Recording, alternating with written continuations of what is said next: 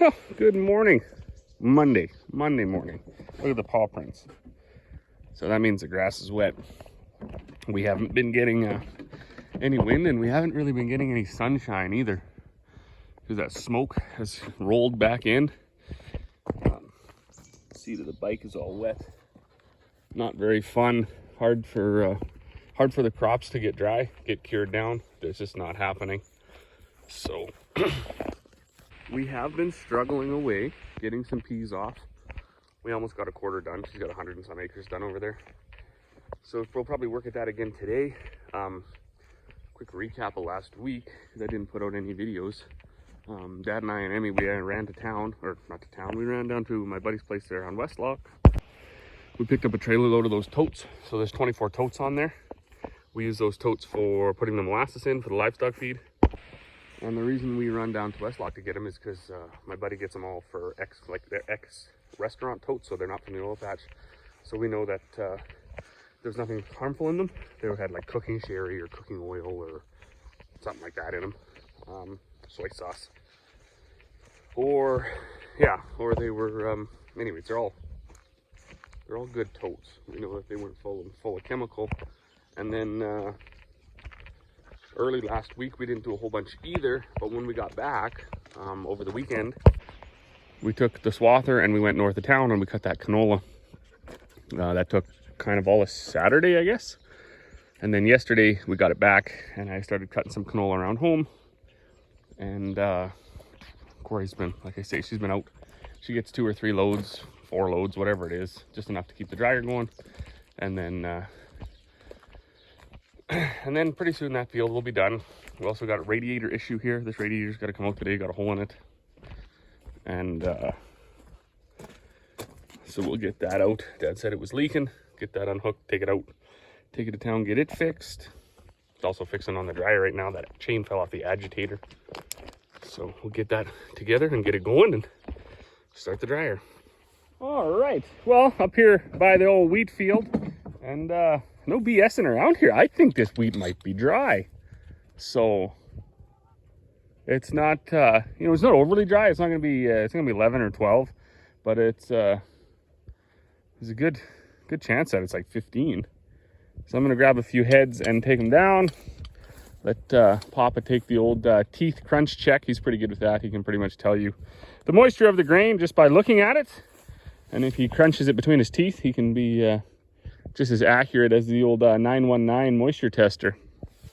So why am I up by the wheat field? Well, the old dryer here. So this was Dad's first dryer, I believe.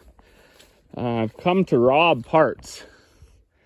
So, and I was hoping Buddy would be here because he can fit in there better than I can, but he's still with his grandma. So I guess I'll be doing the work today. I gotta climb down in here. Just let me get in here and I'll turn this back on. All right, now that I'm in here, good time for a little dryer tutorial on recirculating batch dryers. So this is basically the same as our other one. Other one is just bigger. Right now I'm inside of it. So there's this inside void cavern, if you want to call it that. Just to the outside, you can see the walls. I don't exactly know how much it is. Maybe 2 feet, 18 inches, 20 inches, something like that. So the grain falls out the top, goes down, and then it goes down around these walls, down to here, where it's open again, down the bottom to the sump. Now this dryer had perforated everything. The slopes are perforated. These inside walls are perforated. The outside walls are perforated. Now they're not small enough for canola, so he used to have to hang a tarp in here. But all the perforations allow for the heat to blow out. In here you have your propane ring and a big fan.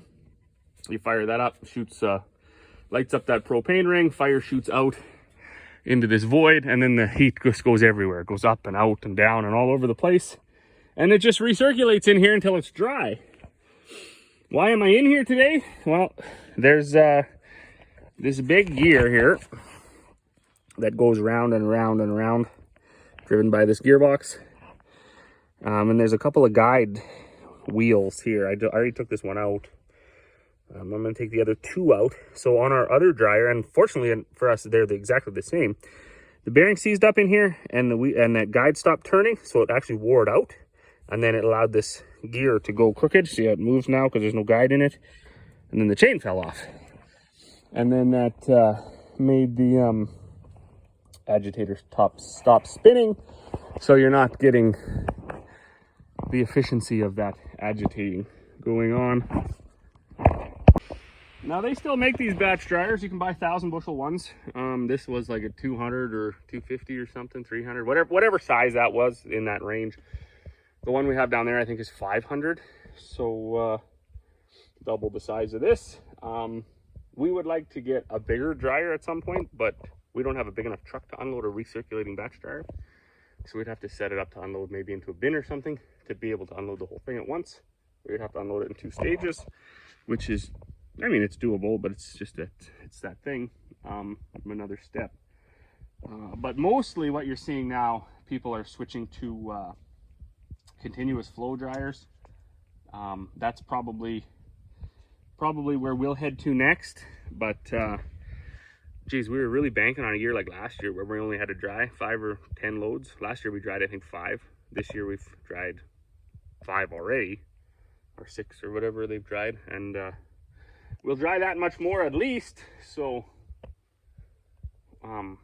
dryer setups range anywhere from, and if you're talking brand new, I would say anywhere from 100 grand to 500-600 grand, depending on which way you go, and how much infrastructure you need to build to support it. Old dryers, they range anywhere from 500 to 15,000. So there is a huge spread financially in the dryer universe, and as far as dryer setups go, and really at the end of the day, the job is done the same. So there's been guys that say, oh, you can't use a recirculating batch dryer to dry your malt because it'll peel it. Well, we've always used one, and the years we didn't get malt, it wasn't because the dryer peeled it, it was because of some other reason. So I don't really buy into that too much. I think all the dryers probably do a good job. It's how much work you want to do. If you want to be tending to your dryer all the time, there's absolutely nothing wrong with a newer recirculating batch dryer and minimal infrastructure to feed it or take the grain away. And if you just want to be able to go sit on the couch and look at your phone all night, then those continuous flow with Bluetooth and variable rate motors and sensors and everything would definitely be the way to go. But I got to get back at her here, get these things off, get down, get the other one fired up, and see where the day goes.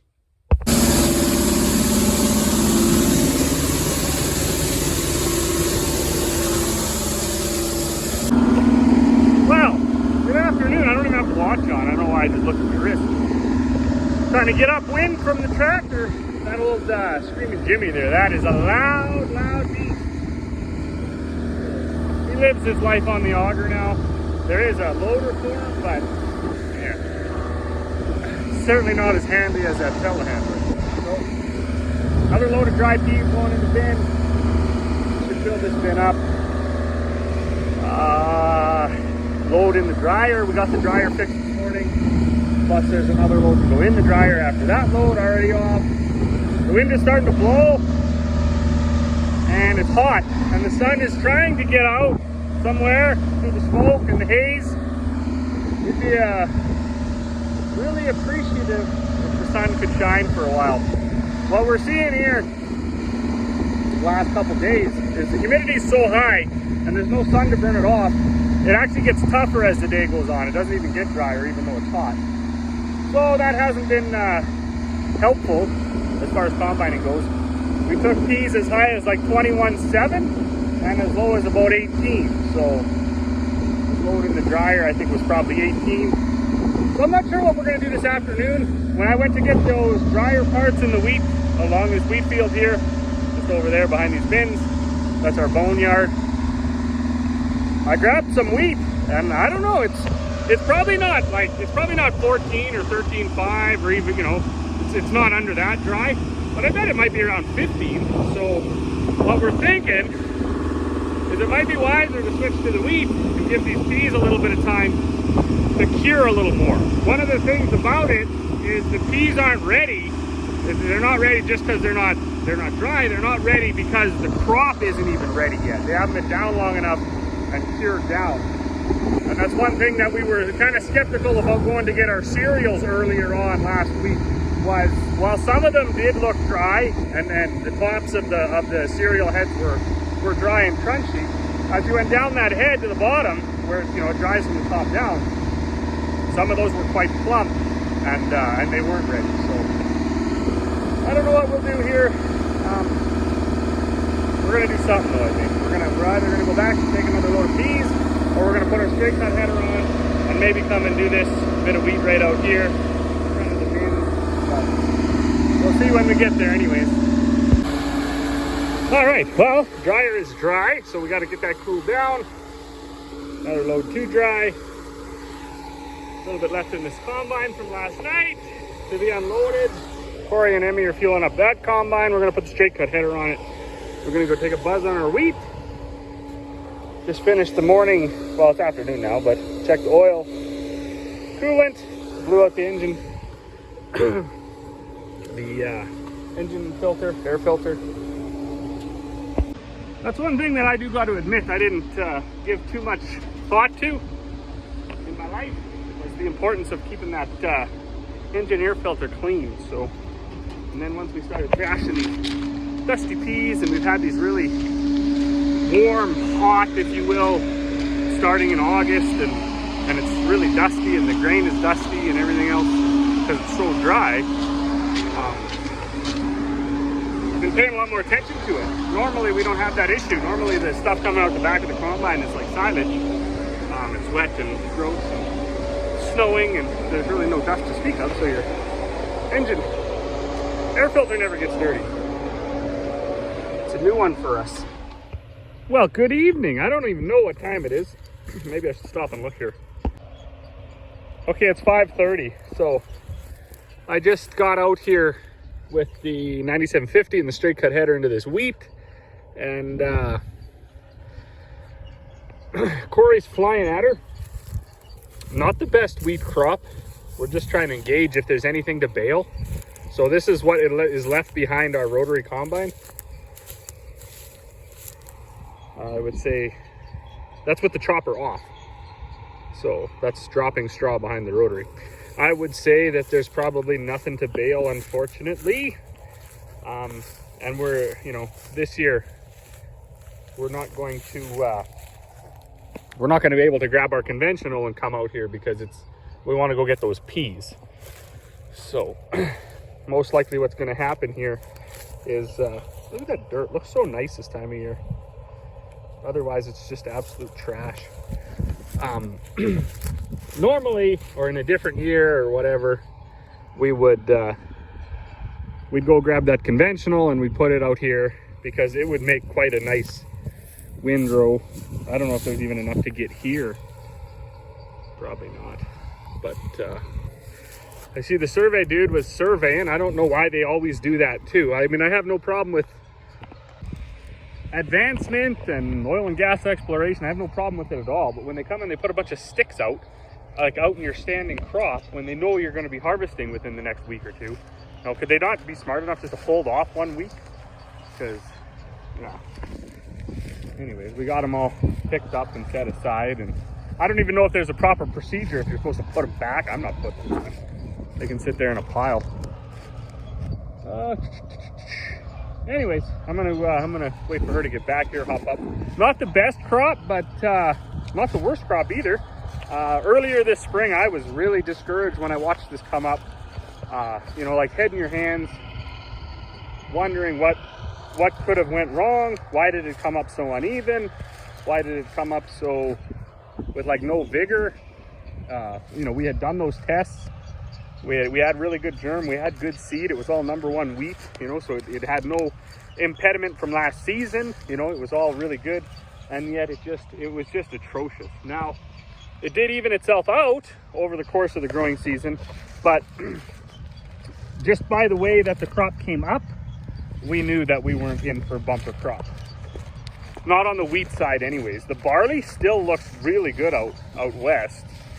And these oats, they'll probably do a bit of yielding as well.